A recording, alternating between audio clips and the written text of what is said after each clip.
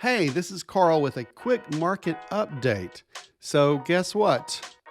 I mentioned in my previous updates that home prices are going to escalate this year, just like they did last year. Now, of course, I said they won't be quite as hot, but we're going to see a significant increase in prices. And that's reason is because of there's not enough new builds hitting the market. And I told you the reason for those. And we have all these hedge fund groups that are coming in to buy houses to only rent them out. And we have so many people that are attracted to come to Atlanta, to come to Georgia, from California to New York, all over the place because, as I said before, the state has changed and it seems, hey, this is a place that I could raise my family, or this is where I could work and feel like I'm with my own like community. So I've got some stats of what some other organizations believe about the acceleration of prices this year.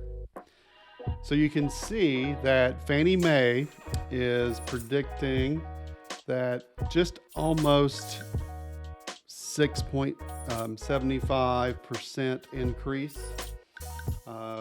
We've got Freddie Mac that believes it's going to be a little more aggressive.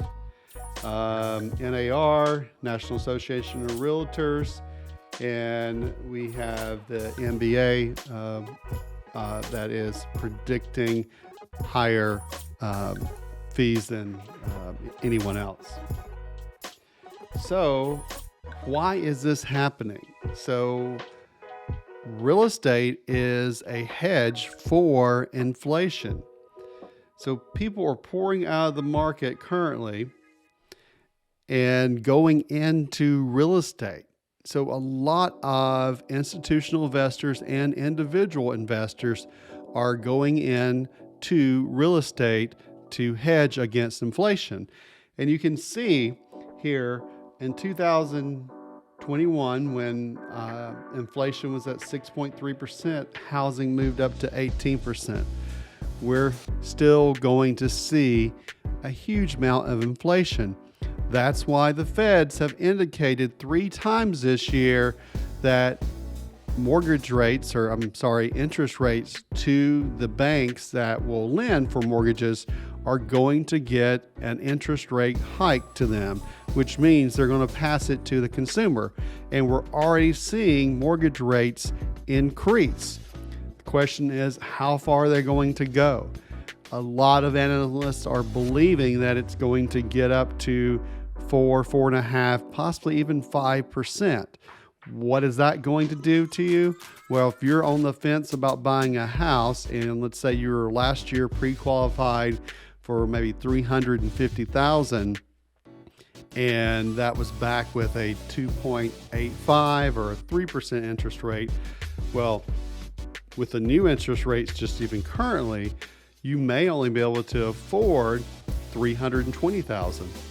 By the time it gets 4-5%, you may only qualify for a $300,000 home. Same if, let's say, you qualified last year for a $500,000 house, you may only be able to afford a home for $450,000 or $425,000. That's how much buying power is reduced by interest rates going up. So be very, very aware of that. At the same time, we got housing prices moving up as well because of inflation, cost of materials, cost of labor, land's not getting any cheaper, pipe and asphalt and curb and gutter, all that is not getting any cheaper. The cost for lumber is not getting any cheaper. So all those will keep that price raising higher and higher. I think the estimates from NAR and some of these other Freddie and Fannie, I think they're being very conservative. I truly believe from all the numbers that I'm seeing that by the time we hit March, we're going to be above 10% increase from last year at the same time. So if you're on the fence of buying, I urge you to push forward and get into the market as soon as possible. If you need to list to sell your house, we've got some amazing programs to help you stay in your home while you sell your house, and then that way you can buy at your time frame. So there's all kind of different ways of getting you into that dream home, even though there's not that much inventory out there. There's still a lot of homes selling. We just have to get it before it hits the market. And our team is out there door knocking today, trying to find opportunities and finding opportunities for our clients.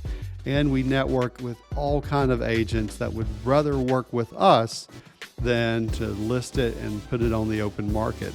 So there's always different ways to go about getting you into that dream home and giving you the security of knowing that you're not going to be homeless in that transition. I hope you have a great day. If you need anything, you can always message or text or email us.